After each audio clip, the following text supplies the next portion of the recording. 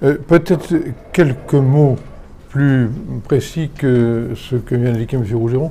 J'ai commencé ma carrière politique, disons, après 68.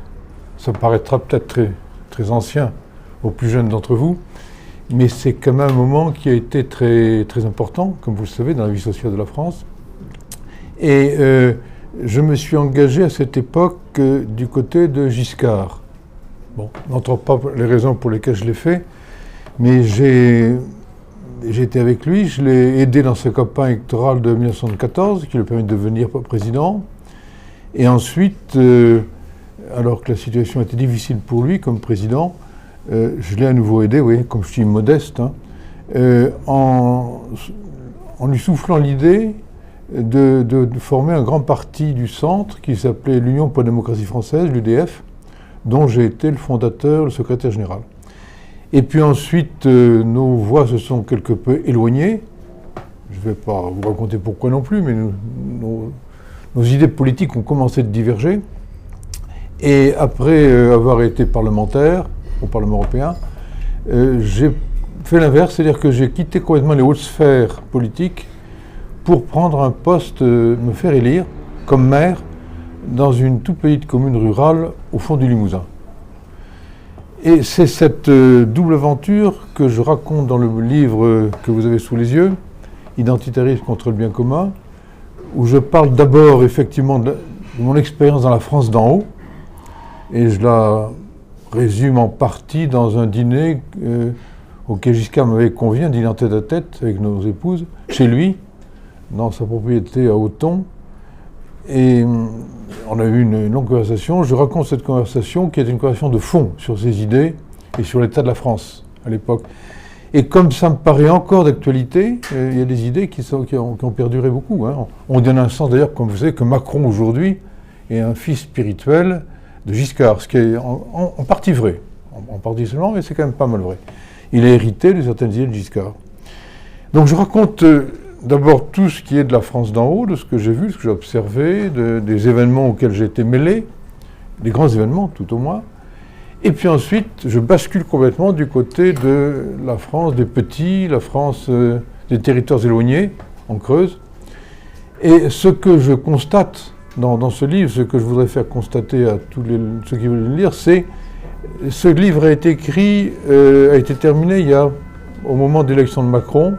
Il y a plus de 2 ans, il y a 2 ans exactement, oui. Les dernières lignes font allusion à Macron, mais c'est tout. Et sans le savoir, j'ai annoncé tout ce qui s'est produit ensuite, notamment le mouvement des Gilets jaunes, et cette grande rupture qu'on constate tous les jours entre une France des grandes villes, comme on dit, et puis une France périphérique, comme disent les experts. Ce que j'ai appelé moi la France d'en haut et la France d'en bas à l'époque. Je décris, puis j'essaie d'expliquer pourquoi cette rupture. Comment je l'ai vécu, puisque j'ai vécu des deux côtés. Et quelles conclusions j'essaie d'en tirer. Voilà, la présentation en ce qui me concerne.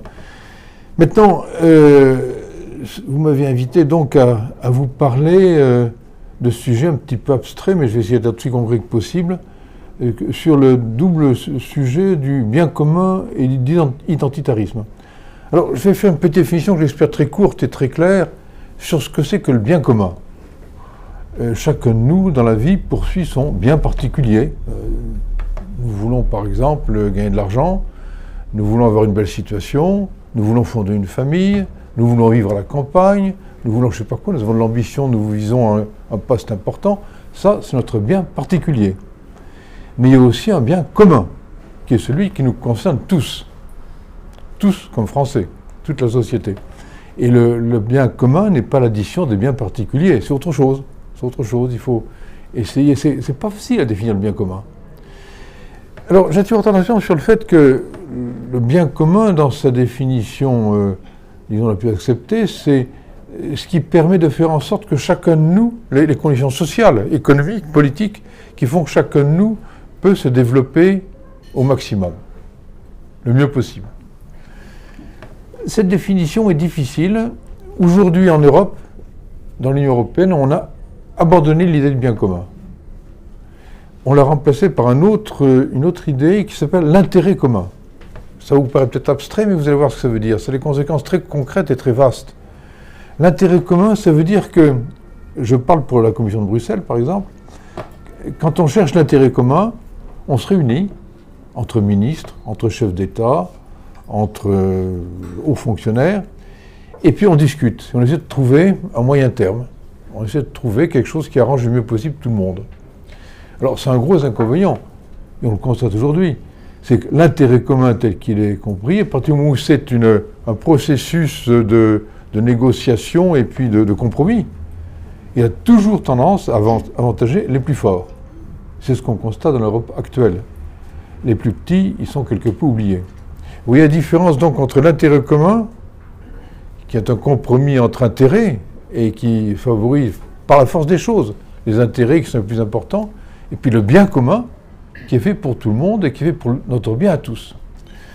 Alors si j'attire votre attention là-dessus, c'est parce que pour vous montrer une chose qui me paraît essentielle, c'est que dans l'Europe où nous vivons et dans la France où nous vivons sous un régime qui a été inventé par Giscard d'ailleurs.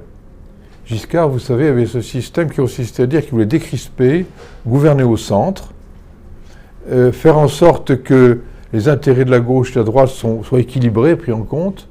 C'était déjà l'intérêt commun qui commençait avec lui et qui depuis s'est beaucoup agrandi dans toute l'Europe. Et si vous regardez ce que fait Macron aujourd'hui, qu'est-ce qu'il dit? Il y a le en même temps, vous savez, qu'il a rendu célèbre. En même temps la droite et la gauche. Et puis l'équilibre entre les deux. Il essaie toujours de trouver son équilibre. Mais forcément, ce sont les plus forts qui gagnent à ce jeu-là. Ce ne sont pas les plus faibles, inévitablement.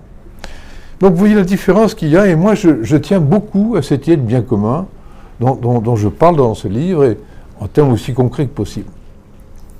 Et puis ensuite, la deuxième notion, c'est l'identitarisme.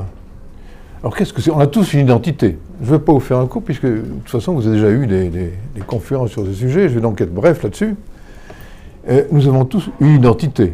Bon, votre nom, votre prénom, votre date de naissance, des choses simples. Hein. Puis plus profondément, vous êtes français, vous êtes alsacien, vous êtes ce que vous voulez. Bon, c'est votre identité. Ça ne bouge pas, c'est stable. L'identitarisme, tel que je le comprends moi, tout au moins, il surgit à partir du moment où, d'une manière ou d'une autre, notre identité est malmenée ou refoulée. Nous ne sommes plus nous-mêmes, autrement dit.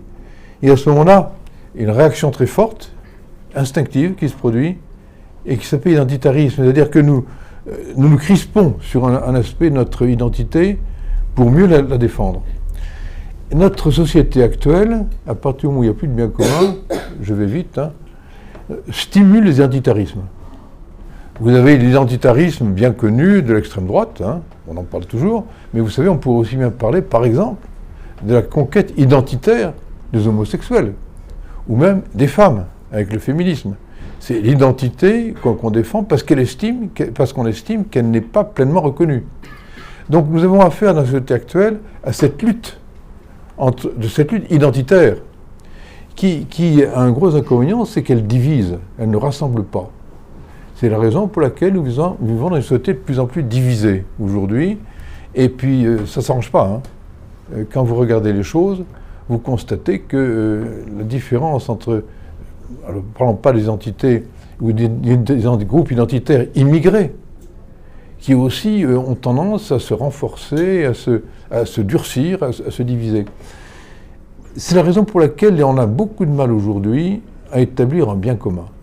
Beaucoup, beaucoup de mal. C'est très difficile. D'autant plus que, comme je vous l'ai dit, les hommes politiques qui dirigent n'y pensent plus. Ils cherchent ce que j'ai appelé tout à l'heure l'intérêt commun. Et Macron, c'est ce qu'il cherche aujourd'hui. Bon. Alors, je raconte dans mon livre, ma discussion avec Giscard, ça date d'il y a longtemps, hein, elle date d'il y a 30 ans. Oui. Pas tout à fait 30 ans, j'exagère. Si, 30 ans. Elle date d'il y a 30 ans, et on voyait déjà ce genre de choses apparaître, et je montre dans notre conversation qu'on avait bien senti, lui comme moi, les problèmes que ça posait.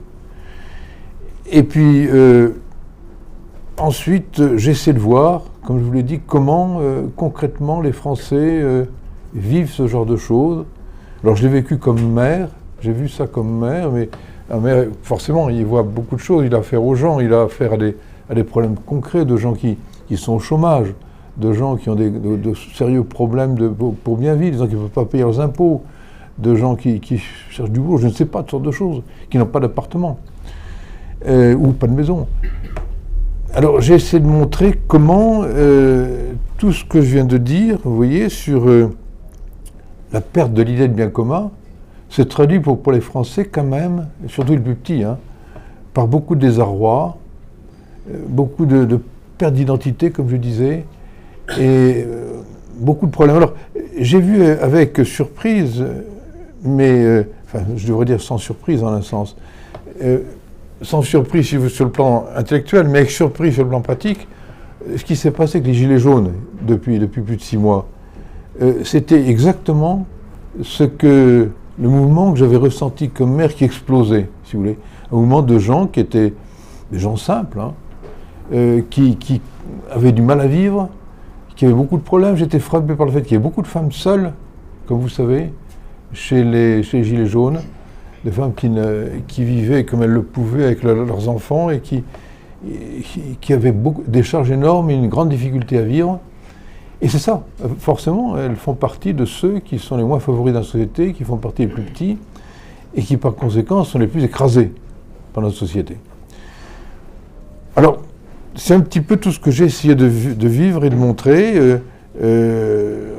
On peut en parler maintenant, bien entendu, dans le jeu des questions que nous aurons tout à l'heure. Je voudrais simplement, peut-être, avant d'aller plus loin, m'étendre sur 2-3 points qui me paraissent importants.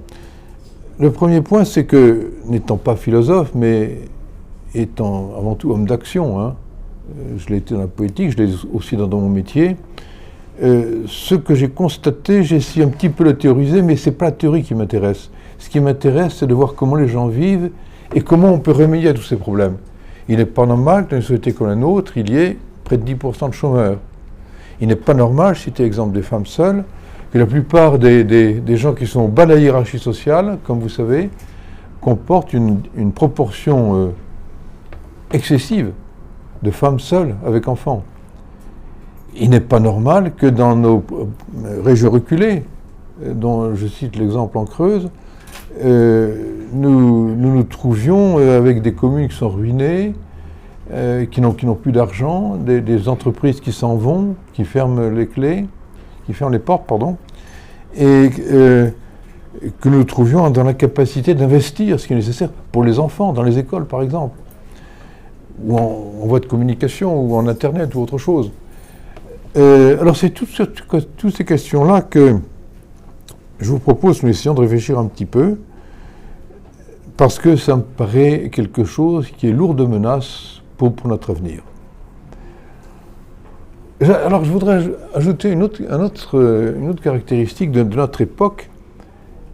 Vous avez tous entendu parler, bien entendu, de Trump, par exemple, et on est tous frappés de voir qu'un homme comme Trump diffère tellement de nos hommes politiques habituels.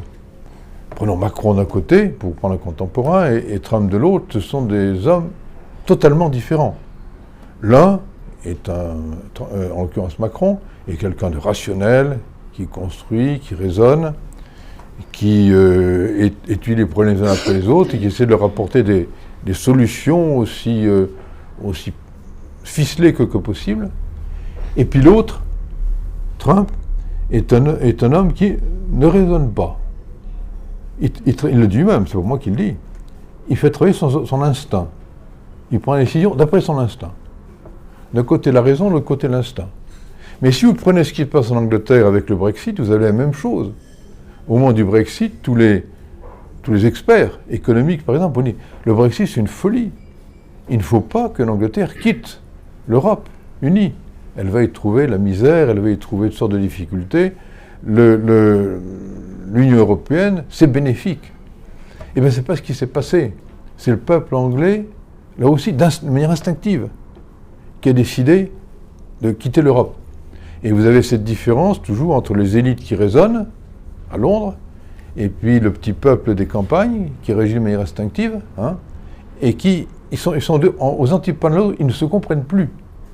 Nous avons le même phénomène que je viens de citer en France, avec la France du haut qui raisonne, qui calcule, qui sait voir loin, et puis la France du bas qui, elle, de manière instinctive, se retrouve par exemple au Front National.